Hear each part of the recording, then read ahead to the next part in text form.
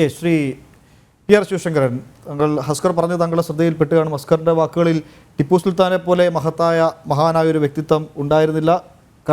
ഭാരതം കണ്ട ഏറ്റവും വലിയ സ്വാതന്ത്ര്യ സമര പോരാളി മാത്രമല്ല, ക്ഷേത്രങ്ങളും ഹൈന്ദവ വിശ്വാസങ്ങളും ഒക്കെ സംരക്ഷിക്കാൻ വലിയ പോരാട്ടം നടത്തിയ എന്ന തരത്തിലൊക്കെയാണ് അദ്ദേഹം പറഞ്ഞു വെച്ചത്. ശ്രീ പി ആർ ശിവശങ്കർ, ഈ ചരിത്രത്തെ ഭയമാണ് ഇവർക്ക് എന്ന് ഞാൻ പറയാൻ കാരണം ഇത്തരത്തിലുള്ള ചരിത്രപരമായ വായനയുടെ ഭാഗം കൂടിയിട്ടാണ്. ഇപ്പൊ ഇവര് മൽക്കാനിയൊക്കെ പറയുന്നു. അപ്പോ അരുൺ ഷൂരിയെയും ഒരുപക്ഷെ അസ്കർ വായിച്ചു കാണും. ചരിത്രത്തിലെ ചരിത്രകാരന്മാർ നടത്തിയ കൊടും ക്രൂരതകൾ എന്ന് പറഞ്ഞുകൊണ്ട് ചരിത്രത്തെ ഞാൻ ആ ഭാഷ ഉപയോഗിക്കുന്നത് ശരിയാവുമെന്ന് എനിക്ക് അറിഞ്ഞൂടാ, ബലാത്സംഗം ചെയ്ത, സർക്കാരിന്റെ പണം കൊണ്ട് ധൂർത്തടിച്ചുകൊണ്ട് ചരിത്രത്തെ പൂർണ്ണമായി തിരുത്തി എഴുതിയ കരൺ താപ്പർ തൊട്ടുള്ള ആളുകളുടെ ചരിത്രപരമായ ഏറ്റവും നാണം കെട്ട കഥകൾ അരുൺ ഷൂരി നീണ്ട പുസ്തകം എഴുതി വെച്ചിട്ടുണ്ട്. താങ്കൾ അതും കൂടി ഒന്ന് വായിച്ചു നോക്കണം. അപ്പൊ ഈ ചരിത്രത്തെ കുറിച്ചൊക്കെ പറയണത് താങ്കൾക്ക് കുറച്ചൊക്കെ ഒരു ബോധം വരും എന്ന് ഞാൻ വിശ്വസിക്കുന്നു. രണ്ട്, അദ്ദേഹം പറയുന്നത് കേട്ട് കഴിഞ്ഞാൽ ഇപ്പൊ ടിപ്പു സുൽത്താനാണ് ഏറ്റവും വലിയ, മഹാത്മാഗാന്ധിയെ മാറ്റിയിട്ട് ടിപ്പു സുൽത്താനെ നോട്ടിൽ അച്ചടിച്ചു വെക്കണം എന്ന് ഹസ്കർ പറഞ്ഞില്ല എന്ന ഒരു ഭാഗ്യത്തിലാണ് ഞാൻ ഇരിക്കുന്നത്. കാരണം നമ്മൾ പഠിച്ച ചരിത്രത്തിലൊക്കെ ടിപ്പു സുൽത്താൻ എന്ന് പറയുന്നത് അദ്ദേഹം കേരളത്തിലേക്ക് യാത്ര ചെയ്തത് ബ്രിട്ടീഷുകാരെ തുരത്താൻ വേണ്ടിയാണെന്നാണ് ഹസ്കർ പറയുന്നത്. ഈ കോഴിക്കോടെയും പാലക്കാടെയൊക്കെ രാജാക്കന്മാരെ തകർത്തുകൊണ്ട് ബ്രിട്ടീഷ് രാജ്യത്തെ ഇന്ത്യൻ സ്വാതന്ത്ര്യ സമരത്തിന് വലിയ നേട്ടം ഉണ്ടാക്കാമെന്ന് അദ്ദേഹം വിചാരിച്ചിരുന്നു. ഈ പാവപ്പെട്ട സാമൂതിരിയെയും അതുപോലെ തന്നെ കൊച്ചി രാജാവിനെയും തൃശ്ശൂർ രാജാവിനെയും പാലക്കാടുള്ള ചെറിയ കുടുംബങ്ങളിലെ ആളുകളെയൊക്കെ രാജാക്കന്മാരെ തീർത്തുകൊണ്ട് അദ്ദേഹം ഇന്ത്യക്ക് സ്വാതന്ത്ര്യം നേടാൻ പരിശ്രമിച്ചു എന്ന പുതിയ ചരിത്രം അദ്ദേഹം വരുന്നു. പിന്നെ ഈ സ്വാതന്ത്ര്യ സമരത്തിനെ ഏറ്റവും എതിർത്തത് പാവപ്പെട്ട കർഷകര്, അല്ലെങ്കിൽ എന്താ പറയാ, പല കുളത്തിലും 100-150 അടക്കം ശിരച്ഛേദം ചെയ്ത പാവപ്പെട്ട മലബാറിലെ ഹിന്ദുക്കളാണ് ഇന്ത്യൻ സ്വാതന്ത്ര്യ സമരത്തെ പൂർണ്ണമായി എതിർത്തത് എന്ന് ഇനി ഹസ്കർ അടുത്ത തവണ പറയും. ഹസ്കറിനെ നമ്മൾ വിളിച്ചിരുത്തും. അദ്ദേഹത്തിന്റെ ചരിത്രബോധത്തെ കുറിച്ച് നമ്മൾ വളരെ ആരാധനയോടെ കേട്ടുകൊണ്ടിരിക്കും. കാരണം ഈ ചരിത്രത്തിൽ ബ്രിട്ടീഷ് സാമ്രാജ്യത്തിനെ ഈ ഇന്ത്യയിൽ പിടിച്ചു നിർത്തിയത് ഈ മലബാറിലെ പാവം അരപ്പട്ടിണിക്കാരായ, കഴുത്തിൽ ഒരു മാല പോലും ഇടാൻ യോഗ്യതയില്ലാത്ത, 3 നേരം ഭക്ഷണം കഴിക്കാൻ യോഗ്യയില്ലാത്ത പാവപ്പെട്ട ഏറ്റവും അവശരായ ഹിന്ദുക്കളായിരുന്നു. അതുകൊണ്ടാണല്ലോ അവരുടെയൊക്കെ കഴുത്ത് വെട്ടി അദ്ദേഹം ഇവിടെ വളരെ വലിയ വലിയ കാര്യങ്ങളൊക്കെ ചെയ്തത്. അപ്പൊ പിന്നെ അദ്ദേഹം ആകെ തകർക്കുന്നത് ഹിന്ദു ക്ഷേത്രങ്ങൾ മാത്രമായിരുന്നു. അദ്ദേഹത്തിന് അങ്ങനെ സ്വാതന്ത്ര്യം കിട്ടും എന്നും അദ്ദേഹം വിചാരിച്ചിരുന്നു. കാരണം ബ്രിട്ടീഷുകാരുടെ നിയന്ത്രണം മുഴുവൻ സർക്കാർ അമ്പലങ്ങളിലായിരുന്നല്ലോ. ഇതൊക്കെയാണ് ഇവരുടെ അബദ്ധധാരണ. ഒരു കാര്യം കൂടെ പറയാൻ ഞാൻ ആഗ്രഹിക്കുന്നു. കേരളത്തിലെ നായ്ക്കൾക്ക് പണ്ടിട്ടിരുന്ന പേര് പല വീട്ടിലും എന്തായിരുന്നു എന്ന് മനസ്സിലാക്കി കഴിഞ്ഞാൽ വലിയ ചരിത്ര പുസ്തകമൊന്നും വായിക്കേണ്ട, ടിപ്പു എന്താണെന്ന് ജനങ്ങൾക്ക് മനസ്സിലാവും. ചരിത്രബോധമുള്ള ആളുകൾ വർഷങ്ങൾക്ക് മുമ്പ്, അല്ലെങ്കിൽ ടിപ്പു സുൽത്താന്റെ ഭീതിയിൽ നിന്ന് മാറിയപ്പോൾ തന്നെ സ്വന്തം വീട്ടിലെ നായ്ക്കിട്ട പേര് ടിപ്പു എന്നുകൂടി ആയിരുന്നു. അത്രയ്ക്ക് ഒരു എന്താ പറയാ, ജനങ്ങൾക്കറിയാമായിരുന്നു അദ്ദേഹം ആരാണെന്ന്. ഒരു കാര്യം. രണ്ട്, അദ്ദേഹത്തിന്റെ ചരിത്രബോധത്തെ കുറിച്ചുള്ള എന്റെ ഒരു പരിഹാസമാണെന്ന് വിചാരിക്കരുത്. മേ ബി ഹി റീഡ് ഒരു പുസ്തകമുണ്ട്, BJP RSS in the service of right reaction എന്ന് പറഞ്ഞൊരു പുസ്തകമുണ്ട്. അത് അങ്ങ് വായിച്ചിരിക്കാൻ സാധ്യതയില്ല. അത് എഴുതിയ ആള് EMS നമ്പൂതിരിപ്പാട് എന്ന ഒരു മനുഷ്യനാണ്, ഒരു വലിയ നേതാവാണ്. അദ്ദേഹത്തിന്റെ എല്ലാ പുസ്തകവും അങ്ങ് വായിച്ചിരിക്കും. ഈ പുസ്തകം തപ്പണ്ട, എങ്ങും കിട്ടില്ല. കാരണം ഒരിക്കലും റീപ്രിന്റ് ചെയ്തിട്ടില്ല CPM. പക്ഷെ പുസ്തകത്തിന്റെ കോപ്പി എൻ്റെ അടുത്തുണ്ട്. ഞാൻ അതിന്റെ 8ാം പേജ് വായിച്ചു തരാം. ഞാൻ ഹസ്കറിന് അയച്ചും തരാം. ഒന്നുകൂടി ഞാൻ പേര് പറയാം, ജനങ്ങളുടെ ഒരു ആവശ്യത്തിന് വേണ്ടിയിട്ട് ജനങ്ങൾ എഴുതിയെടുക്കട്ടെ. BJP RSS in the service of right reaction, EMS Namboodiripad 1986-87 കാലഘട്ടത്തിൽ എഴുതിയതാണ്. ഇതിന്റെ കോപ്പി കേരളത്തിലെ ഒരു ലൈബ്രറിയിലും ഇല്ല, CPM-ന്റെ ലൈബ്രറിയിൽ പോലും ഇല്ല. എൻ്റെ അടുത്ത് സാധനം കിട്ടിയിട്ടുണ്ട്. അപ്പോൾ അതിൽ പറയുന്നതാണ്, അദ്ദേഹം പറഞ്ഞതായിട്ട് ഞാൻ ഇത്രയും വായിച്ചാണ്. Doctor Hedgewar the founder of RSS, a nationalist who participated in the Gandhi led movement. He is a committed congressman for the decade more and participated in 1930 salt satyagraha. ഇങ്ങനെ ദീർഘമായിട്ട് പറയുന്നുണ്ട്. Page number 8. അപ്പൊ കമ്മ്യൂണിസ്റ്റുകാരന്റെ ആചാര്യനായ EMS നമ്പൂതിരിപ്പാട് പറയാണ്, സംഘം സ്ഥാപിച്ചതിന് ശേഷം 1930-ലൊക്കെ ഉപ്പു സത്യാഗ്രഹത്തിലടക്കം പങ്കെടുത്തു എന്ന് EMS നമ്പൂതിരിപ്പാട് പറഞ്ഞിട്ടും കേരളത്തിലെ കമ്മ്യൂണിസ്റ്റുകാർക്ക് ഇപ്പോഴും നേരം വെളുത്തിട്ടില്ല. പാവം ഹസ്കറൊക്കെ എവിടെന്നോ എന്തൊക്കെയോ വായിച്ചുകൊണ്ട് EMSനേക്കാൾ വലിയ ചരിത്രബോധമുള്ള ആളാണെന്ന് സ്വയം നടിച്ചുകൊണ്ട് BJPയും RSSും അല്ലെങ്കിൽ RSS ഒന്നും സ്വാതന്ത്ര്യ സമരത്തിൽ പങ്കെടുത്തിട്ടില്ല, ഇവർക്കൊക്കെ ബ്രിട്ടീഷുകാരുടെ ചരിത്രമാണ്, ബ്രിട്ടീഷുകാരൻ ആരാണ് പണം കൊടുത്തതും ആരാണ് ഇവരുടെ കൂടെ കൂടിയെന്നൊക്കെ ജനങ്ങൾക്ക് നന്നായിട്ട് അറിയാം. അത് കാരണം സ്വന്തം ചരിത്രബോധത്തെ ഇത്ര വികലമായി ജനങ്ങളുടെ മുൻപിൽ അവതരിപ്പിച്ചുകൊണ്ട് സ്വന്തം ആത്മാഭിമാനത്തെ പണയം വെക്കരുത് എന്നുകൂടി ഞാൻ നിങ്ങളോട് ആവശ്യപ്പെടുന്നു. ചരിത്രം അത് പാർട്ടി ഓഫീസിൽ പണ്ട് പറഞ്ഞിരുന്നത് മാത്രമല്ല എന്ന് ജനങ്ങൾക്ക് മനസ്സിലായിരിക്കുന്നു. ഇന്റർനെറ്റിന്റെയും പുതിയ ശാസ്ത്ര സാങ്കേതിക കാരണങ്ങളുടെയൊക്കെ കാലഘട്ടത്തിൽ ഇത് ചരിത്രം തിരിച്ചെഴുതപ്പെട്ടിരിക്കുന്നു. ചരിത്രം മാത്രമല്ല കേട്ടോ, സയൻസും. ഞാൻ ഇതുമായിട്ട് ബന്ധപ്പെട്ട ഒരു കാര്യം കൂടെ പറയാം, ഇത് ഡയറക്റ്റ് ബന്ധമല്ല. ഇപ്പോ പല കാരണങ്ങളാൽ എനിക്ക് തോന്നുന്നത് ഐസക് ന്യൂട്ടന്റെ ഒക്കെ തിയറി വരെ തിരിച്ച് മാഞ്ചസ്റ്റർ യൂണിവേഴ്സിറ്റിയുടെ ഒക്കെ പല തിസീസും വന്നിട്ടുണ്ട്. ദിസ് ഹാസ് ബീൻ ഒരു വൈശേഷിക സൂത്രം എന്നുള്ള ഒരു ഭാരതീയ പഠനത്തിന്റെ ഭാഗമാണ്. ദിസ് ഹാസ് ബീൻ പ്രീവിയസ്ലി, ഇത് ചരിത്രത്തിൽ ഉണ്ടായിരുന്നു, ഇതിന്റെ ഇൻവെന്റർ അല്ല എന്ന് പറഞ്ഞ് മാഞ്ചസ്റ്റർ യൂണിവേഴ്സിറ്റി പുതിയ പഠനങ്ങൾ മുന്നോട്ട് വച്ചിരിക്കുന്നു. അതുപോലെ തന്നെ നിങ്ങൾക്ക് സ്വന്തം നാടിനെ അല്ലെങ്കിൽ സ്വന്തം ഗ്രാമങ്ങളിലെ മലയാളികളെ വിശ്വാസമില്ല എന്ന് പറയുന്നതിന്റെ പ്രധാനപ്പെട്ട രണ്ട് കാര്യങ്ങളിൽ ഒന്ന്, നിങ്ങൾ എപ്പോഴെങ്കിലും മാധവനെ കുറിച്ച് കേട്ടിട്ടുണ്ടോ? സംഗ്രാമ മാധവനെ കുറിച്ചിട്ട് ഈ കേരളത്തിൽ എത്രയോ പൈസ തിയറിയൊക്കെ എത്രയോ വർഷം ബ്രിട്ടീഷുകാരനും യൂറോപ്പുകാരനും ഇതിനെ ചിന്തിക്കുന്നതിനും 250 വർഷങ്ങൾക്ക് മുമ്പ് ഇത്തരം തിയറികൾ കണ്ടുപിടിക്കുകയും ലോകത്തിന്റെ മുന്നിൽ അവതരിപ്പിക്കുകയും ചെയ്ത ആളുകളെ കുറിച്ച് നിങ്ങൾക്ക് പറയാൻ ഭയമാണ്, മടിയാണ്, ഭീതിയാണ്. നിങ്ങൾക്ക് ഭീതിയാണ്.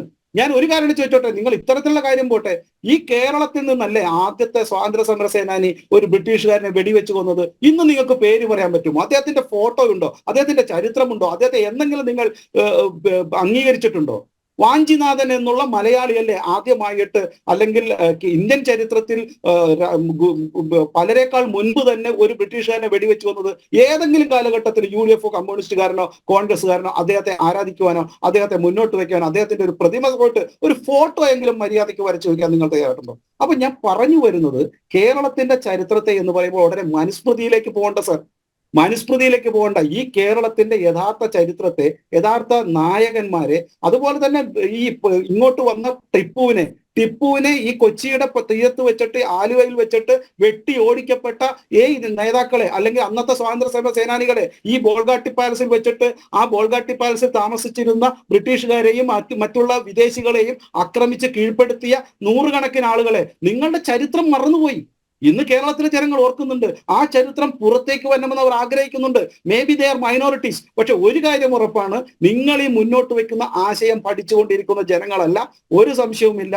അത് ഗണപതി വട്ടമാണെങ്കിൽ അങ്ങനെ, അതല്ല ഇപ്പൊ കൊച്ചിയും തൃശ്ശൂരും പോലുള്ള മാറ്റമാണെങ്കിൽ അങ്ങനെ. ഈ കേരളം മുന്നോട്ട് വെക്കുന്ന ഒരു ചരിത്രബോധം, അത് നിങ്ങൾ ഈ ഉദ്ദേശിക്കുന്ന നിങ്ങളുടെ രാഷ്ട്രീയ സംഹിതയ്ക്കകത്ത് നിന്നുകൊണ്ട് നിങ്ങൾ ചിന്തിക്കുന്നത് പോലെ തന്നെ ജനങ്ങൾ ചിന്തിക്കുന്ന കാലം കഴിഞ്ഞു. ജനങ്ങൾക്ക് ഇവിടെ ലോകത്തിന്റെ മുൻപിൽ ആശയമായാലും പുസ്തകമായാലും ജ്ഞാനമായാലും വിജ്ഞാനമായാലും എല്ലാം തുറന്നിട്ടിരിക്കുകയാണ്. അതുകൊണ്ട് അവർ പഠിക്കും, അവർ കാര്യങ്ങൾ കേൾക്കും. നിങ്ങൾ പറയുന്ന വിഡ്ഢിത്തങ്ങൾ നിങ്ങൾ തന്നെ ദയവായി തുറന്നു പറയാതിരിക്കുക. കാരണം ജനങ്ങൾക്ക് കാര്യങ്ങൾ മനസ്സിലാകും.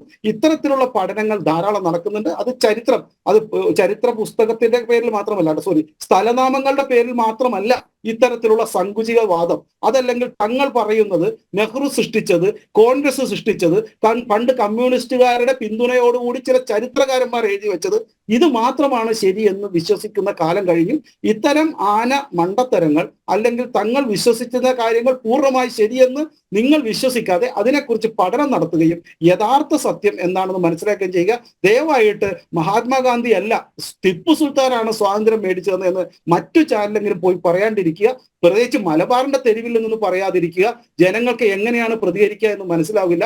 അതുകൊണ്ട് ടിപ്പു സുൽത്താന്റെ ആക്രമണത്തെയും അതല്ലെങ്കിൽ അത്തരം കാര്യങ്ങളെ മാറ്റിവെക്കുക. ഇന്ന് കേരള ജനത ആവശ്യപ്പെടുന്നുവെങ്കിൽ ഒരു ചെറിയ കാര്യമാണ്. ഇത് ഒരു സ്ഥലനാമം, അതിന്റെ ചരിത്രപരമായ രേഖകൾ ഇന്ന് നേരത്തെ സൂചിപ്പിച്ചതുപോലെ കേരളത്തിന്റെ ചരിത്രത്തിൽ തന്നെ, കേരളത്തിന്റെ സർക്കാർ ചരിത്രത്തിൽ തന്നെ പറയുന്ന ഒരു കാര്യം ശ്രീ സുരേന്ദ്രൻ പറഞ്ഞപ്പോൾ അതൊരു പ്രശ്നമല്ലെങ്കിൽ നിങ്ങൾ എന്തിനാണ് ഇത്രയേറെ വാചകമടിക്കുന്നത്? നമുക്ക് ചർച്ച ചെയ്യാന്നേ. ഞങ്ങൾ പറഞ്ഞോ നേരത്തെ നരേന്ദ്രമോദി സർക്കാരിന്റെ വികസനത്തെ കുറിച്ച് ഞങ്ങൾ ചർച്ച ചെയ്യാൻ തയ്യാറാണ്. നിങ്ങളുടെ ചർച്ചയ്ക്ക് വിളിക്കൂ.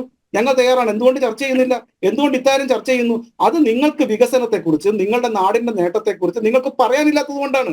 നിങ്ങൾ ഈ രാജ്യത്തെ വിഭജിക്കുവാൻ ഇപ്പോ തെക്കേ ഇന്ത്യയും വടക്കേ ഇന്ത്യയും എന്ന് വിഭജിക്കാൻ നിൽക്കുന്നു. നിങ്ങളാണ് പണ്ട് ആര്യനും ദ്രാവിഡനും എന്ന് വിഭജിച്ചത്. നിങ്ങൾ പണ്ട് ബ്രാഹ്മണനും അബ്രാഹ്മണനും എന്ന് പറഞ്ഞ് വിഭജിച്ചു. അതിനുശേഷം നിങ്ങൾ ഇപ്പൊ ഇതാ തെക്കും വടക്കും എന്ന് പറഞ്ഞ് വിഭജിക്കുന്നു. നിങ്ങൾ തൊഴിലാളിയും മുതലാളിയും എന്ന് വിഭജിക്കാൻ നോക്കി. നിങ്ങൾ എല്ലാ രീതിയിലും വിഭജനത്തിന്റെ രാഷ്ട്രീയം പറയുന്നവരാണ് രണ്ടുപേരും. പിന്നെ ഇപ്പൊ ഒരു കാര്യം കൂടെ പറയുന്നുണ്ടായിരുന്നു, വനവാസി എന്ന് പറയുമ്പോൾ എന്തോ വലിയ തെറ്റാണ് എന്ന് പറയുന്നു.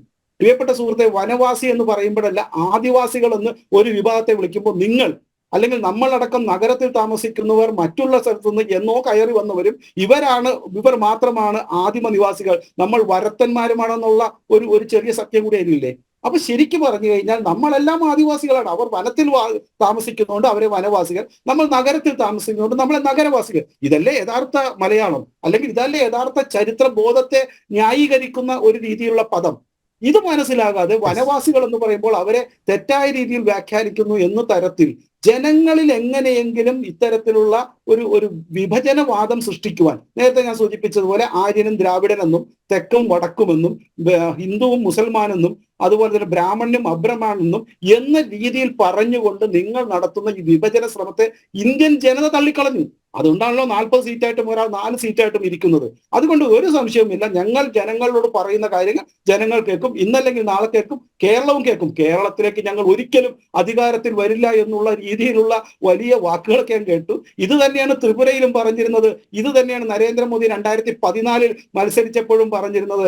19 നിങ്ങൾ ഇത് പറഞ്ഞു, 24 പറയും, ഇനിയിപ്പോ 24 കഴിഞ്ഞ് 29 പറയും. നിങ്ങൾക്ക് ജീവിതകാലം മുഴുവൻ അടുത്ത തലമുറയ്ക്കും ഇത് പറയാനുള്ള ഭാഗ്യമുണ്ടാകട്ടെ എന്ന് ഒരിക്കൽ കൂടി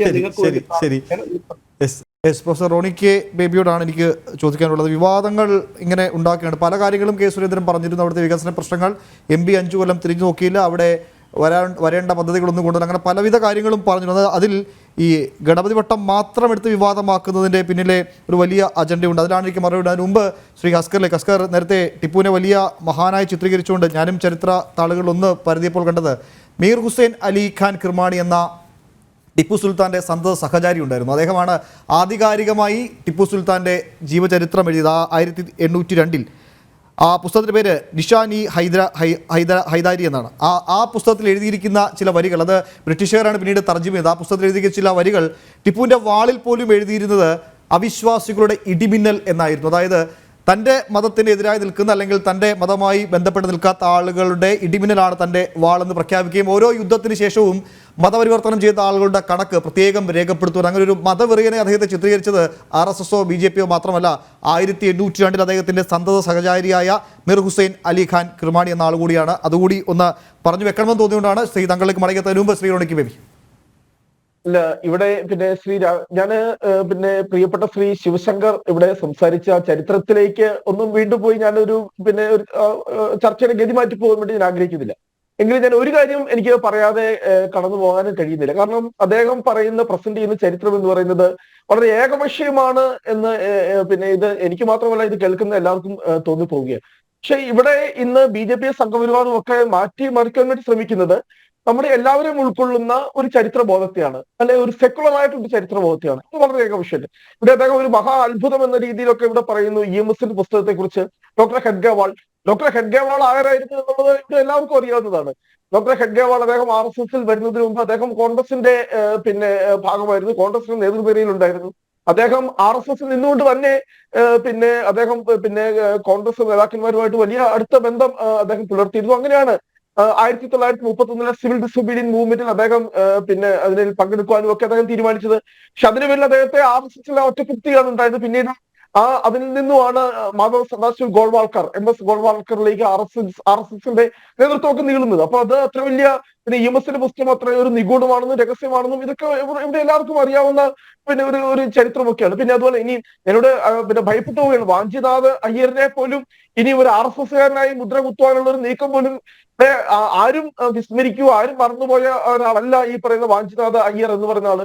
അദ്ദേഹത്തെ ഇനി നാളെ ഒരു RSSകാരനായി പോലും കാണേണ്ടി വരുമോ എന്ന് പോലും ഞാൻ ഇവിടെ അത്ഭുതപ്പെട്ടു. പിന്നെ ഇവിടെ ഈ പറയുന്ന ആര്യ ദ്രാവണൻ എന്നും സൗത്ത് ഇന്ത്യൻ നോർത്ത് ഇന്ത്യൻ എന്നും ബ്രാഹ്മണൻ അബ്രാഹ്മണൻ എന്നുമുള്ള വിഭജനമൊക്കെ ഉണ്ടാക്കിയത് ഇപ്പോൾ കോൺഗ്രസ്സുകാരായി. അതിന്റെ കൂടി പിന്നെ പാവഭാരം ഇപ്പോൾ കോൺഗ്രസിന് തലയിലായി. സംഘപരിവാരമൊക്കെ ഇപ്പോൾ വളരെ കൃത്യമായി തന്നെ അവരുടെ കരങ്ങളൊക്കെ ശുദ്ധമാണ് എന്ന് ഇവിടെ പുതിയ വ്യാഖ്യാനങ്ങൾ കേൾക്കുമ്പോൾ നമ്മളൊക്കെ ഭയപ്പെട്ടു പോയി. ആരാണ് ബ്രാഹ്മണനെന്നും അബ്രാഹ്മണനെന്നുമുള്ള തിയറികളൊക്കെ ഉണ്ടാക്കിയതെന്നും ബ്രാഹ്മണ മതം എന്താണെന്നുള്ളതും ബ്രാഹ്മണ മതത്തിന് പുതിയ പരിപ്രേക്ഷ്യമാണ് ഹിന്ദുത്വം എന്നുള്ളതും ഒക്കെ ഈ രാജ്യത്തുള്ള എല്ലാവർക്കും അറിയാം. ഞാൻ ആ ഒരു വിഷയത്തിലേക്ക് പോയി ഞാൻ ഈ പറയുന്ന ചർച്ചയുടെ ഗതിമാറ്റം ഞാൻ ഉദ്ദേശിക്കുന്നില്ല. ഇപ്പോൾ എന്നോട് ചോദിച്ച ചോദ്യം എന്ന് പറയുന്നത് ശ്രീ രാഹുൽ ഗാന്ധി, ഞാൻ തിരിച്ചു ചോദിക്കട്ടെ, രാഹുൽ ഗാന്ധി പിന്നെ വയനാട്ടിൽ വേണ്ടി എന്താണ് ചെയ്യാത്തത് എന്നുകൂടി പിന്നെ ഒന്ന് പറഞ്ഞാൽ. കാരണം അല്ല, തുടക്കത്തിൽ താങ്കൾ തന്നെ പറഞ്ഞു അവിടെ ഇപ്പോഴും നീറുന്ന ഗതാഗത പ്രശ്നമുണ്ട്, വയനാട്ടിൽ വന്യജീവി പ്രശ്നമുണ്ട്, ഇതൊക്കെ ഇടപെടേണ്ട പരിഹരിക്കപ്പെടേണ്ടത് ആരാണ്? അല്ല, അത് കേന്ദ്ര ഗവൺമെന്റ് ആണ് അതിന്റെ ഒരു ഉത്തരവാദി എന്ന് പറയുന്നത്. അവിടെ ആ വിഷയങ്ങൾ പാർലമെന്റിൽ എത്തിക്കേണ്ടത് ആരാണ് സാർ? അല്ല, തീർച്ചയായിട്ടും അത് എത്രയോ തവണ പിന്നെ ശ്രീ രാഹുൽ ഗാന്ധി ആ വിഷയങ്ങളിൽ പിന്നെ പാർലമെന്റിന്റെ ശ്രദ്ധയിൽ കൊണ്ടുവരികയും പിന്നെ ഗവൺമെന്റിന്റെ ശ്രദ്ധയിൽ കൊണ്ടുവരികയും മറ്റു കാര്യം കൃത്യമായിട്ട് ഒരു ഇന്ത്യ മഹാരാജ്യത്ത് 131% MP ഫണ്ട് ചെലവഴിച്ച മറ്റൊരു MP ചൂണ്ടിക്കാണിക്കാൻ കഴിയില്ല. കാരണം 100% വേണം, 131%. അദ്ദേഹത്തിന് MP ഫണ്ട് കിട്ടിയ തുകയിൽ കൂടുതൽ അദ്ദേഹം ഈ പറയുന്ന കോർപ്പറേറ്റുകളിൽ നിന്നൊക്കെയുള്ള ഈ പറയുന്ന CSR അല്ലെ കോർപ്പറേറ്റ് സോഷ്യൽ റെസ്പോൺസിബിലിറ്റി ആയിട്ട് പോലുമുള്ള ആ രീതിയിലുള്ള ചാരിറ്റി രീതിയിലുള്ള ഫണ്ടുകൾ ഒരുപാട് പിന്നെ വയനാട് കോൺസ്റ്റിറ്റ്യുവൻസിയിൽ. കാരണം ഞാൻ കൃത്യമായി തന്നെ ആധികാരികമായി തന്നെ പറയാം, ആ പെർസെന്റേജ് ഞാൻ പറയാം, നിങ്ങൾക്ക് പരിശോധിക്കാം. 100%, 131% MP ഫണ്ട് ചെലവഴിച്ച പിന്നെ ഇന്ത്യൻ പാർലമെന്റിലെ ഒരംഗമാണ് വയനാട്ടിൽ നിന്നുള്ള ശ്രീ രാഹുൽ ഗാന്ധി എന്ന അഭിമാനത്തോടെ എന്ന് ഞങ്ങൾക്ക് പറയുന്നു. പിന്നെ ഇവിടെ ഈ പറയുന്ന ഗണപതി വട്ടം എന്ന് പറയുന്ന വിഷയം ഇത്രയും ഇവിടെ വിവാദമാക്കിയത് ആരാ? ഇവിടുത്തെ കോൺഗ്രസോ അല്ലെങ്കിൽ ഇവിടുത്തെ ഇടതുപക്ഷമാണോ?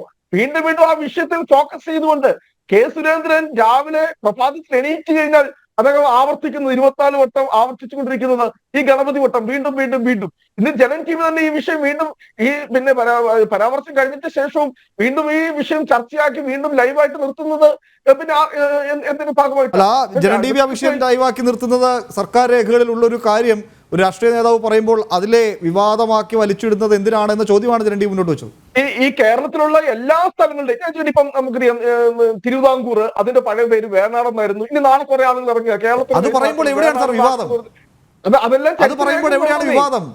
അല്ല, ഞാൻ പറയും, നമുക്കെങ്കിലും ചരിത്രത്തെ നമുക്ക് ഈ പിന്നെ ഈ നമുക്ക് ഇപ്പോ എന്താണ് നമ്മൾ 21-ാം നൂറ്റാണ്ട് നിൽക്കുക. നമുക്കിനി ചരിത്രത്തിലേക്ക് തിരിയണോ? ചരിത്രത്തിലേക്ക് നമ്മൾ തിരിഞ്ഞു നടക്കണോ? അതാണോ നമ്മൾ ആഗ്രഹിക്കുന്നത്? അതാണോ ഈ വർത്തമാനകാല സമൂഹം നമ്മൾ നിങ്ങൾ തെരഞ്ഞെടുപ്പിൽ നിങ്ങൾ മുന്നോട്ട് വെക്കുക? എന്താണ് മോദിയുടെ വികസന അജണ്ട?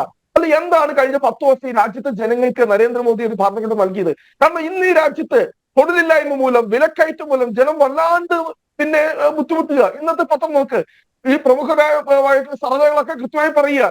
ഇന്നലെ ലോക്നീതി CFDS അവർ നിഷ്പക്ഷമായി സർവേ നടത്തുന്നത് അവർ പറയുന്നു 65% ജനങ്ങൾ പറയുന്നു ഇന്ന് ഈ രാജ്യത്തെ ഏറ്റവും പ്രധാനപ്പെട്ട പ്രശ്നം എന്ന് പറയുന്നത് തൊഴിലില്ലായ്മയാണ്. 4 ചെറുപ്പക്കാർ പാർലമെന്റിൽ പുകവാക്യം നടത്തി. അതിനെക്കുറിച്ച് എന്തുകൊണ്ട് ഈ പറയുന്ന അല്ലെങ്കിൽ എവിടെ പോയി നിങ്ങൾ പറഞ്ഞ 1 വർഷം 2 കോടി തൊഴിലവസരങ്ങൾ ആരാ പറഞ്ഞത്? പ്രധാനമന്ത്രി മോദിയാണ് പറഞ്ഞത്. 2014 മോദി പറഞ്ഞ ഗ്യാരണ്ടി സമയക്കൂറോട് മാത്രം ശ്രീ ഇടപെടുകയാണ് ശ്രീ റോണിക്ക് ബേബി. നമുക്ക് ഇതിൽ മറുപടി പറയേണ്ടത് PR ശിവശങ്കറാണ്. PR ശിവശങ്കർ, അതിന് മുമ്പ് താങ്കൾ ഇന്ന് ഒരു മറുപടി കൂടി വേണം, ഒരു വ്യക്തത വരുത്തിയതിനു ശേഷം. താങ്കൾക്ക് നമുക്ക് അവശേഷിക്കുന്നത് 2 മിനിറ്റ് മാത്രമാണ്.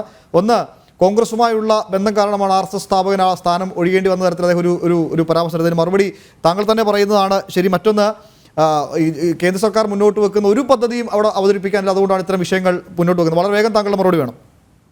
വളരെ കൃത്യമായി പറഞ്ഞു. അതായത് MS ഡോക്ടർ പിന്നെ ഖണ്ഡ്യവാൾ അദ്ദേഹം RSSലേക്ക് വരുന്നതിന് മുമ്പ് അദ്ദേഹം കോൺഗ്രസിന് തീർച്ചയായും RSS അംഗീകരിക്കുന്ന കാര്യമാണ് സാർ. അദ്ദേഹം കോൺഗ്രസ് ആയിരുന്നു, ഈ കോൺഗ്രസ് അല്ല. അതിനകത്ത് അല്ലെ ഞാൻ പറഞ്ഞത് EMS രഹസ്യമായി ആ പുസ്തകമൊക്കെ രഹസ്യമായിട്ട് വെച്ച് അതിന് വലിയ നിഗൂഢതയൊക്കെ നൽകിയപ്പോൾ ഞാൻ പറഞ്ഞതേ ഉള്ളൂ. ഇതൊക്കെ ഈ രാജ്യത്തുള്ള എല്ലാവർക്കും അറിയാവുന്നതാണ്. എനിക്ക് മറുപടി വേണ്ടത് ശ്രീ PR ശിവശങ്കറിൽ നിന്നാണ്. ഈ പരാമർശത്തിൽ അദ്ദേഹത്തിൽ നിന്ന് കൂടി മറുപടി വേണം. അദ്ദേഹമാണ് പ്രസ്ഥാനത്തിന്റെ വക്താവായി വന്നിരിക്കുന്നത്, അതുകൊണ്ട് തന്നെ അദ്ദേഹത്തിൽ നിന്ന് അതിന്റെ മറുപടി വേണം. അതുകൊണ്ടാണ് എനിക്ക് ആ ചോദ്യം ഒന്നും കൂടെ ആവർത്തിക്കാമോ? ഞാൻ രണ്ടാമത്തെ ചോദ്യം കേട്ടില്ല. ഹെഡ്ഗേവാറിനെ കുറിച്ചിട്ട് എന്താണ് ക്ലാരിറ്റി ചോദിച്ചത്? ഹെഡ്ഗേവാറിന് കോൺഗ്രസിനോടുള്ള താല്പര്യം കൊണ്ടാണ് അദ്ദേഹത്തെ ആ സ്ഥാനത്ത് നിന്ന് മാറ്റി പിന്നീട് ഗുരുജി ആ സ്ഥാനത്തേക്ക് വരുന്നതെന്നാണ് അദ്ദേഹം പറഞ്ഞു വെച്ചത്. എനിക്ക് തോന്നുന്നില്ല. അദ്ദേഹം പറഞ്ഞത് ഞാൻ മറ്റൊരു കാര്യത്തിൽ മനസ്സിലാക്കുന്നത്, ഇപ്പോ ഡോക്ടർ ജെ കുറിച്ചൊക്കെ പറഞ്ഞ പുസ്തകത്തിൽ അദ്ദേഹം വായിച്ചിട്ടുണ്ട് വർഷങ്ങൾക്ക് മുൻപേ, അദ്ദേഹത്തിന് അറിയാമായിരുന്നു. പക്ഷേ ഹസ്കറിനെ പോലുള്ള ആൾക്കാർ പറയുമ്പോൾ അദ്ദേഹം നിശബ്ദത പാലിക്കും. അല്ലെങ്കിൽ ഇതുവരെ ഇത്തരത്തിലുള്ള ചരിത്ര പുസ്തകം എന്നാൽ അദ്ദേഹം പറയട്ടെ, ആദ്യത്തെ 8ാമത്തെ 7ാമത്തെ പേജിലുള്ള കാര്യങ്ങൾ എന്താണെന്ന് അദ്ദേഹം പറയട്ടെ.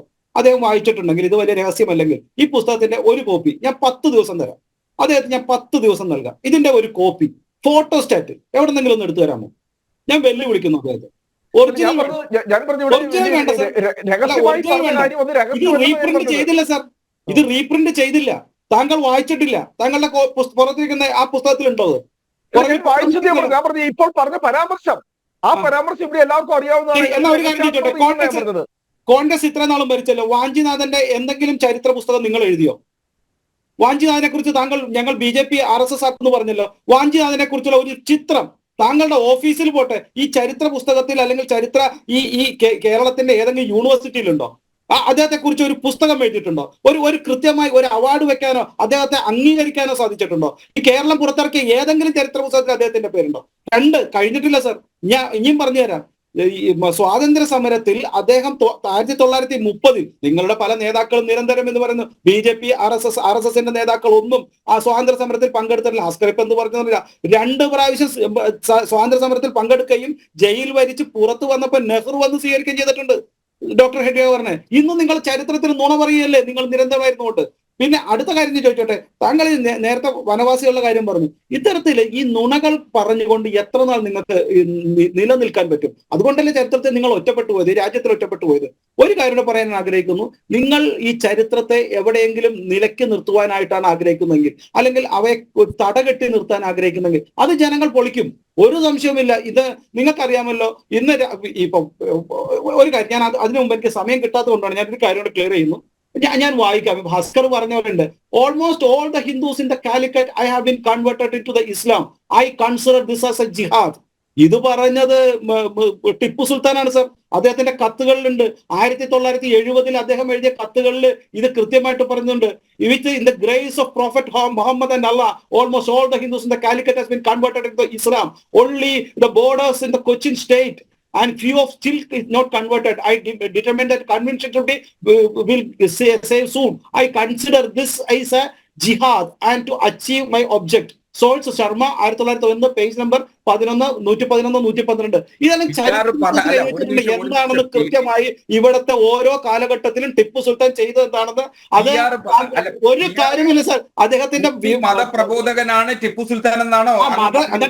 എന്നിട്ട് ബ്രിട്ടീഷുകാരെ ഓടിക്കാനാണ് സർ ഈ 12,000 ഈ പാവപ്പെട്ട ഈ ഗ്രാമത്തിലെ പാവപ്പെട്ട ആദിവാസികളെയും അതുപോലെ തന്നെ ചെറുപ്പക്കാരെയും കൊന്നു തീർത്തതും കൊച്ചിയെ ആക്രമിച്ചതും ഇവിടെ വന്ന് തിരുവനന്തപുരത്തെ ആക്രമിക്കാൻ വന്നതും ഇവിടുത്തെ ബ്രിട്ടീഷുകാർക്കെതിരെയുള്ള സമരത്തിന്റെ ഭാഗമാണോ? തിരിച്ചങ്ങോട്ടല്ലേ യുദ്ധം ചെയ്തത്? ഇപ്പൊ നിങ്ങൾ വയനാട് വന്ന് രാഹുൽ ഗാന്ധി മത്സരിക്കുന്ന എന്തിനാന്ന് ചോദിച്ച പോലെ നിങ്ങൾ അങ്ങോട്ടല്ലേ പോണ്ടിരുന്നേ ബ്രിട്ടീഷുകാരനെതിരെ യുദ്ധം ചെയ്യാൻ? ബ്രിട്ടീഷുകാരന്റെ ഗ്രാമത്തിലേക്ക് തലശ്ശേരി അടക്കം അങ്ങേക്ക് ചരിത്രബോധമുള്ള എനിക്ക് ചരിത്രബോധത്തെ കുറിച്ച് ഞാൻ പഠിച്ചല്ലോ.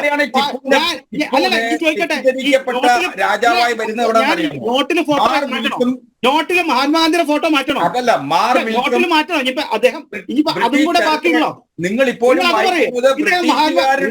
സ്വാതന്ത്ര്യം മേടിച്ചു തന്നത് ടിപ്പു സുൽത്താനാണെന്ന് പറഞ്ഞ ആളല്ലേ നിങ്ങൾ? ഞാനല്ല പറഞ്ഞ, മൽക്കാനി പറഞ്ഞതാണ്.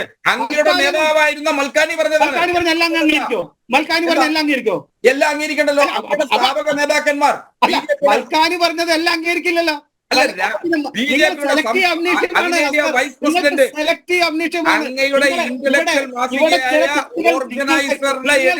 നിങ്ങൾക്ക് കൃത്യമായി അറിയാം ഇദ്ദേഹം കൊന്നു തീർത്ത കേരളത്തിലെ പാവപ്പെട്ട ഹിന്ദുക്കളുടെ സംഖ്യ അറിയാം. ടിപ്പു സുൽത്താൻ നിങ്ങളുടെ ആരാ? ടിപ്പു സുൽത്താൻ നിങ്ങളുടെ ആരാ? എന്റെ ആരുമല്ലേ? സ്വാതന്ത്ര്യ സമരം